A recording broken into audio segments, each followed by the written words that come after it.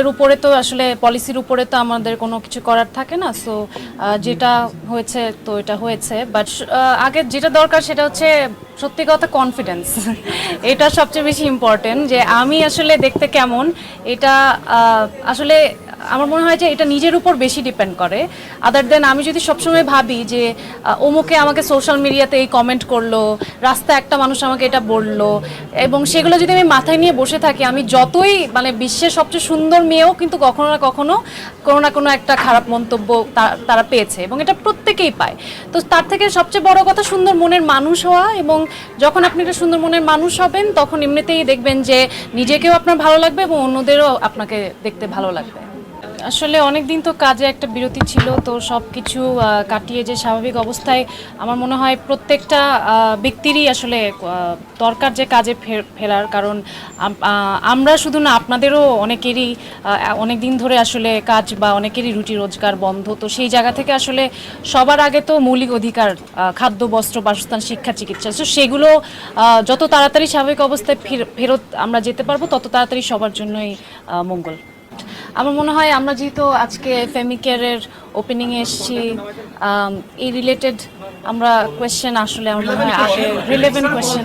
Femicare aesthetic আসলে এটা ওদের প্রথম ব্রাঞ্চ শান্তিনগরে ওরা ওপেনিং করলো।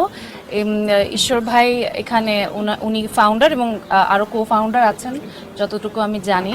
তো একটা জিনিস আমাকে যখন উনি ফোন করলেন, আমি সবার আগে একটা জিনিসই জিজ্ঞেস করেছিলাম যে আমি কিন্তু মানে ফিলার, বোটক্স এগুলোর কখনোই পক্ষপাতিত্ব করি না, বিকজ আমার কাছে মনে হয় যে যারা করে মানে আমার তাদের এগেনস্টে কিছু নেই, বাট আমি ব্যক্তিগতভাবে সেটার পক্ষপাতি করি না, বিকজ আমার কাছে মনে হয় এনিথিং আর্টিফিশিয়াল অন ফেস একটা সময় যে এটার একটা সাইড এফেক্ট দেখা যায়, বা ফেসের প্রত্যেকে যদি দেখতে একরকম লাগে আমার মনে হয় যে তাহলে ওই আমার যে স্বকীয়তা সেটা নষ্ট হয়ে যাবে।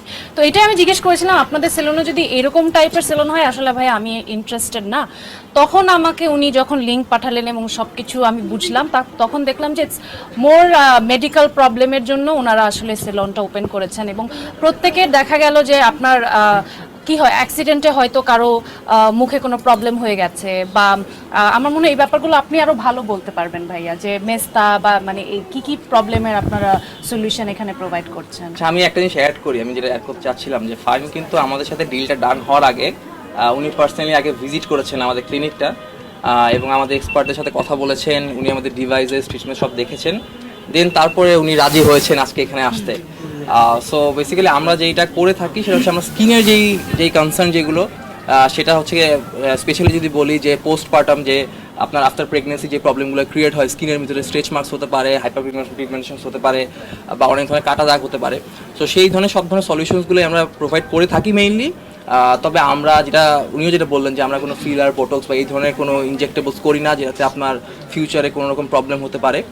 সো দ্যাটস ইট, এই আর কি। আর আমাদের তাছাড়াও আমাদের আমেরিকান এবং ইউকের কিছু ডার্মো কসমেটিক্স আছে, এগুলো সবই মেডিকেটেড, ডার্মাটোলজিক্যালি টেস্টেড। সো এই ধরনের সার্ভিস অ্যান্ড প্রোডাক্ট আমরা সেল করে থাকি। এটা বললাম যে সবকিছু তো আসলে স্বাভাবিক হওয়াটা খুবই জরুরি। স্বাভাবিকভাবে সিনেমা হল